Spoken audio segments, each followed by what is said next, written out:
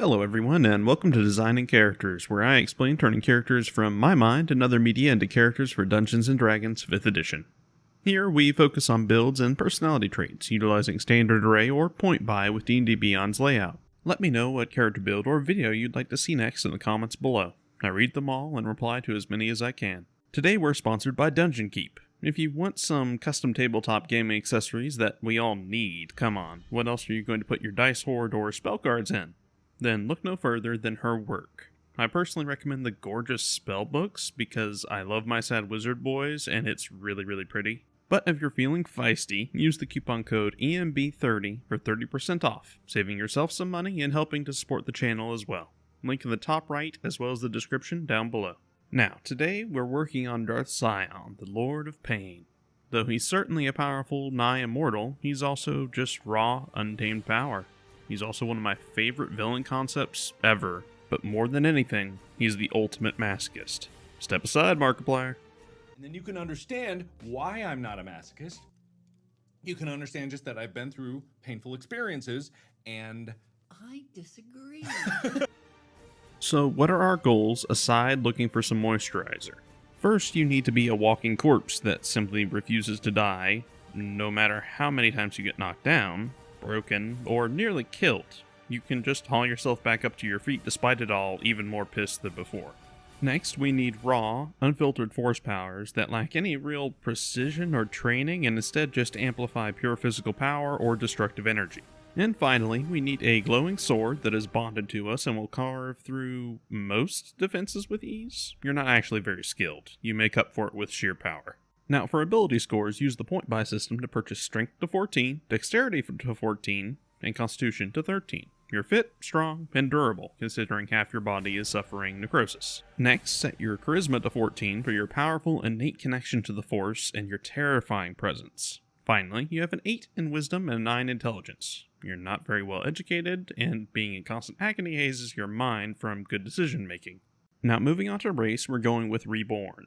If your DM isn't cool with that, grab Half-Orc instead. It's a decent replacement. But you're practically a walking corpse that's been held together through raw masochism and hatred, so this seems pretty fitting. Being a Reborn will give you +2 Strength for a total of 16, and +1 Intelligence for a total of 10. Along with this, you gain a bonus language, take Infernal, to help start on the dark languages that have been forced into your mind through your dark pacts. Next, you choose a size at medium and a creature type as undead, causing you to become both humanoid and undead for various effects. As well, you gain 60 feet of dark vision and knowledge of a past life, allowing you to add a d6 to any skill check per long rest equal to your proficiency bonus.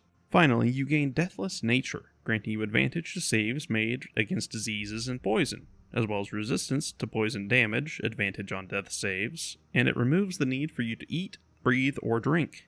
Finally, you don't need to sleep, rendering you immune to the sleep spell. This also lets you take a long rest in 4 hours as long as you remain stationary, in which you will stay conscious the entire time, akin to the Warforged.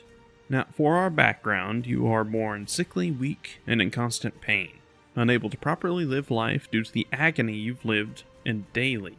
Eventually, your psyche began to break. Hatred for the world, for your fate, for everything that forced this existence on you with no say from yourself. Eventually, this bitterness became a source of strength. When the day came that you were to finally be put out of your misery, when the last breath left your lips, there was no sweet release, only hatred, a never-ending desire to live, to destroy, to do the things you were never allowed to do.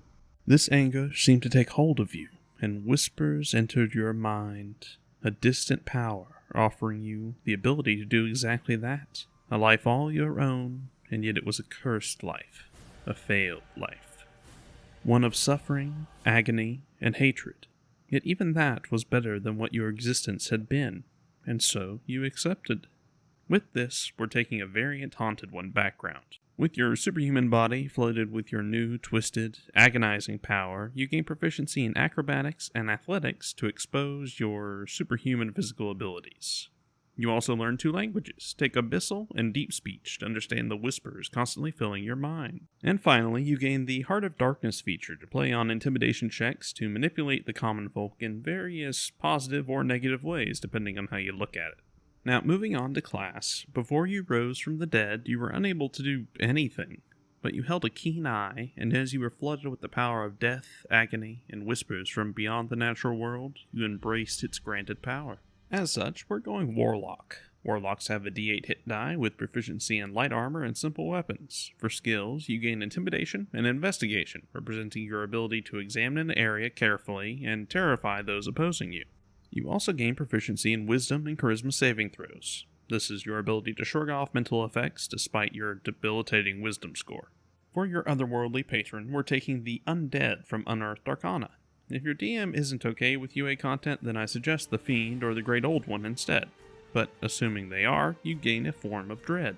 This allows you to enter a form of undeath, causing your flesh to pale, crack, and bleed as your eyes turn misty for a bonus action, rendering you immune to the frightened effect, causing all your attacks to force a wisdom save against fear, and granting temporary hit points to represent how sturdy you are. You can perform this a number of times equal to your proficiency bonus per long rest. As well, you gain an expanded spell list for your Pact Magic. This grants you 2 cantrips, take Green Flame Blade to cloak your blade in flames and have your first lightsaber variant. As well, take Mage Hand for your initial force powers, as weak as they may be for now. You also gain 2 spells, take Armor of Agathis and cloak your body in compressed glass-like armor of the Force alongside protection from evil and good, and use it to shrug off the whispers of your dark master in the future that filled your mind with promises of grandeur and power. For our second level, we're hopping over to Barbarian immediately, as you begin to do battle and your combat abilities begin to expand out from you. First level Barbarians gain a D12 hit die, and proficiency in martial weapons with shields. Sion doesn't use a shield on his arm, but he does use an energy shield. No one would blame you for wearing one. You also gain the ability to unleash your rage on the world as a bonus action for advantages using strength, bonus damage, resistance to physical damage, and a couple other minor benefits. Finally, you get unarmored defense, allowing you to add your constitution modifier to your AC if you're not wearing armor. Second level Barbarians gain reckless attacks to no longer care for your corpse of a body and shred through your enemies with raw power, as well as Danger Sense, representing your primal connection to the Force to incoming effects and enhance your reflexes.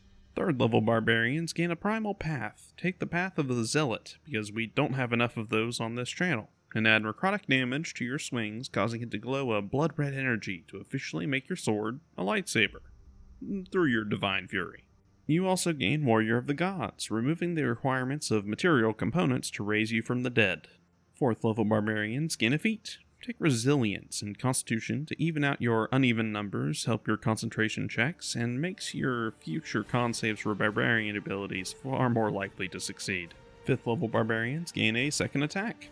You also gain fast movement, allowing you to now have 40 movement when not wearing armor. The fact you're shirtless and only wear some robes on the bottom half of you make it pretty clear you're not wearing armor. Now, we're switching back over to Warlock just for a bit. Second level Warlocks gain Eldritch Invocations. Take Eldritch Mind, representing your rage, allowing you to ignore damage even while casting spells and maintaining them. And Eldritch Sight to represent your primal, untrained ability to detect the Force being used around you. For your spell, take Expeditious Retreat to suddenly empower your physical speed in a burst of raw movement to go blurring through a ship in search of your prey. Third level Warlocks gain a Pact Boon. Take Pact of the Blade to ensure that you're able to summon your lightsaber from your belt or across the room when disarmed to your hand. As well, you gain the ability to make it magical for the sake of ignoring resistances. You also gain a second level spell. Take Misty Step for a burst of force speed to clear a distance quickly. Fourth level Warlocks gain +2 strength for a new total of 18. You also gain a spell, take Mirror Image to represent your speed and ability to throw off the various energy blasts flying at you and yet somehow missing. I would say stormtroopers, but I mean, they're not in this game, so everyone just sucks, I guess. You also gain an additional cantrip. Take Eldritch Blast for a blast of concentrated force energy. Not your specialty, but it gives you a long-range option when everyone is running from you. Now, back to Barbarian. Level 6 Zealot Barbarians gain Fanatical Focus, allowing them to re-roll a failed saving throw once per rage. Shrugging off debilitating effects is easy when most of them are designed for living targets. 7th level Barbarians gain Feral Instinct, granting advantage on initiative rolls. Your primal connection to the Force giving you a last-minute advantage before battle even begins. 8th level Barbarians gain +2 strength to reach the cap of 20. Your body isn't limited by the normal living limits. Unleash the power a body that cares little for self-damage can output. 9th level barbarians gain a brutal critical die, causing your critical hits to strike with even more power than normal and crumple your targets like tin cans. 10th level barbarians gain zealous presence, allowing you to unleash a force scream that empowers you and all your allies in 60 feet of you as a bonus action until the start of your next turn, once per long rest. 11th level barbarians gain relentless rage, and the next tier of your never-ending desire to kill and maim has begun. You are now able to force yourself to continue fighting even when you should be reduced to 0 hit points through constitution saves. 12th level barbarians gain +2 constitution, granting you additional hit points and increasing your unarmored AC since you run around shirtless and rotting. Probably for the best. A jacket would probably rub off your skin. Gross. 13th level barbarians gain another brutal critical die, hitting even harder now on your lucky swings. 14th level zealot barbarians gain rage beyond death, allowing you to continue fighting even after you hit 0 hit points as long as you're raging, allowing you to continue shredding through your old master's new so-called chosen one, regardless of how many times she may force crush you. 15th level barbarians gain persistent rage, causing your rage to never end unless you fall unconscious or you choose to end it yourself, making it officially impossible for Surik to strike you down without talking you down first. Finally, our capstone of 16th level barbarian gains another +2 constitution for yet more hit points and even better AC despite being half naked. So how powerful is the Lord of Pain? First, like all high-level zealot barbarians, you're nigh unkillable, with over 200 fixed hit points and the inability to die. Usually, the two solutions to a raging level 15 zealot barbarian are either the sleep spell or power word kill. You're immune to sleep, so good luck to most encounters, unless someone rolls a nat 20 persuasion check asking you to just give up, I suppose. What are the chances of that happening, though? Next, you have fantastic saving throws, with advantage on many of them.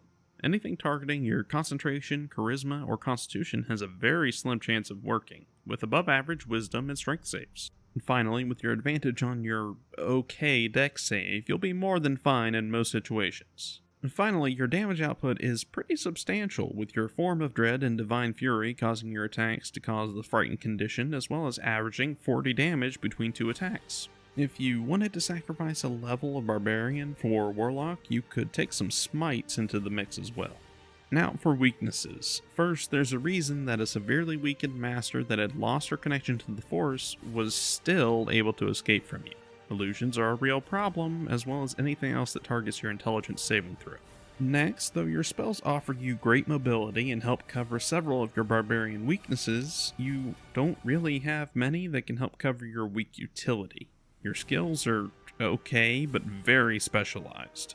Your racial feature to add d6 to a skill check is helpful, but it isn't reliable and its usage is limited, making roleplay situations kinda rough on you. And finally, Barbarian Caster isn't a common mix for a reason. You can't rage and spell fling at the same time, so spells are primarily used to set up the combat before the main melee begins. For that reason, they can be quite devastating when timed right, and for outside combat versatility, but it does hamper you quite a bit in your skill selection. On a note, if you go the 5 Warlock, 15 Barbarian route, you can smite while raging even though you can't cast spells, so that may sway you toward that route a bit more. But either way, your goals are bigger than your weaknesses. Unleash your rage on the world, make it taste a bit of what you suffered for so long. Hunt down your competition, clean up your old master's mess, and finally put her down as well. But don't let go of that rage due to something as simple as another being stronger than you. Feed on that hatred and grow even further. Realize your own potential. Don't just give up. It's a lackluster end to such a monster as you. As always, thanks for watching. If you enjoyed the video, please drop it a like, subscribe for more, hit the little bell, all that YouTuber jazz.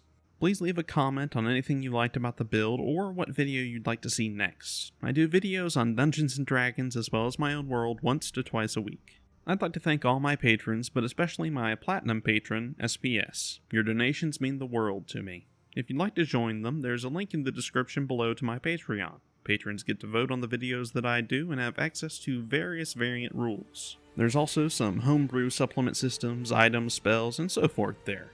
You can also talk with my community in Discord to learn about my D&D supplements and illiterate roleplay board I run for my world. Have an amazing day, everyone. Be safe. Love each other. Goodbye.